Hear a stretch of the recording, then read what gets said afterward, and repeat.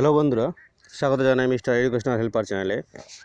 আমার প্রিয় মাধ্যমিক এবং উচ্চ মাধ্যমিক ছাত্রছাত্রীদের বলছি, বর্তমান করোনা পরিস্থিতিতে একমাত্র পড়াশোনার উপায় ছিল অনলাইন ক্লাস। তাই প্রতিটা ছাত্রছাত্রীর কাছে কিন্তু মোবাইল কেনার মতো টাকা ছিল না বা মোবাইল ছিল না। তাই আমাদের রাজ্যের মুখ্যমন্ত্রী ঘোষণা করেছিলেন মাধ্যমিক এবং উচ্চ মাধ্যমিক পরীক্ষার্থীদের প্রত্যেককে একটা করে ট্যাব দেওয়া হবে।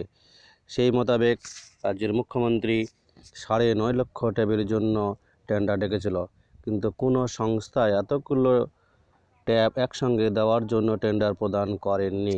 তাছাড়া চীনা ট্যাবও কিনতে পারবে না। তাই এই মুহূর্তে মুখ্যমন্ত্রী একটা বড় ঘোষণা করলেন যে ট্যাবের পরিবর্তে প্রতিটা ছাত্রছাত্রীদের অ্যাকাউন্টে, অর্থাৎ যারা মাধ্যমিক এবং উচ্চ মাধ্যমিক পরীক্ষার্থী, তাদের অ্যাকাউন্টে নগদ 10,000 করে প্রদান করা হবে। যেই টাকা থেকে তারা নিজেরাই মোবাইল কিংবা ট্যাব কিনে নিতে পারবে এবং অনলাইনে পড়াশোনা করতে পারবে। অর্থাৎ মুখ্যমন্ত্রীর মূল লক্ষ্য ছিল কিন্তু শুধুমাত্র পড়াশোনা। যেহেতু করোনা পরিস্থিতিতে স্কুল কলেজ বন্ধ, তাই পড়াশোনার একমাত্র মুখ্য উপায় হলো অনলাইন ক্লাস। এই অনলাইন ক্লাস যাতে বন্ধ না হয় তার জন্য তিনি, যেহেতু ট্যাবের অর্ডার পাননি, তার জন্য তিনি নগদ অ্যাকাউন্টে টাকা দিচ্ছেন। এবার টাকা কবে কিভাবে পাবেন?